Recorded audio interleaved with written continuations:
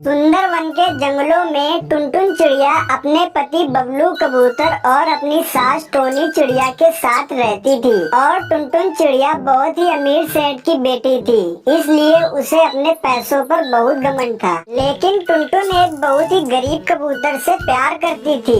फिर एक दिन वह उस गरीब कबूतर से शादी कर लेती है। फिर कुछ महीनों बाद बबलू कबूतर और टुनटुन चिड़िया में आए दिन झगड़े होने लगते हैं। तब टुनटुन चिड़िया अक्सर अपनी अमीरी का घमंड बबलू कबूतर को दिखाती है और वह कोई काम नहीं करती है, बस दिन भर बैठकर अपने कमरे में आराम किया करती थी।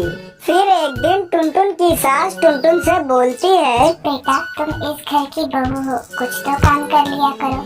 तुम्हें इस घर में आए काफी दिन हो गए हैं और अब मेरी भी उम्र हो गई है, नहीं तो मैं ही कुछ काम कर लिया करती। माँ जी मुझसे घर का काम नहीं होगा क्योंकि मैंने कभी भी अपने घर पर काम नहीं किया, तो प्लीज आप एक नौकरानी रख लीजिए काम करने वाली। तब फिर जब शाम को बबलू कबूतर काम करके घर लौटता है, टुनटुन की सास उससे शिकायत करती है, बेटा ये सारा दिन कमरे में बैठकर आराम करती है, अगर इसे कोई काम करने बोलो तो बोलती है कोई नौकरानी रख लो। अब ऐसे में मैं बुढ़ापे में कब तक घर का सारा काम करती रहूंगी।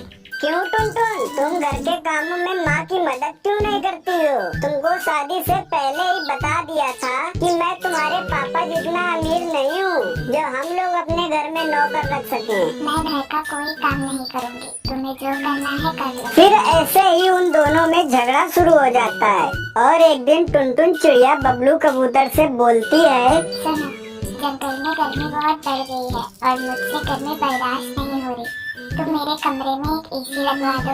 देखो मेरे पास इतने पैसे नहीं हैं कि मैं तुम्हारे कमरे में एसी लगवा सकूं। एक तो तुम कोई घर का काम भी नहीं करती हो और ऊपर से कहती हो कि मेरे कमरे में एसी लगवा दो। तुम्हारे नखरे दिन पर दिन बढ़ते ही जा रहे हैं। मैं तंग आ चुका हूँ तुम्हारे रोज रोज के नखरों से। तो जब तुम्हारी हैसियत ही नहीं थी मेरे खर्चे उठाने की, तो मुझसे शादी क्यों की? अब मुझे नहीं रहना तुम्हारे साथ, मैं जा रही हूँ अपने मायके।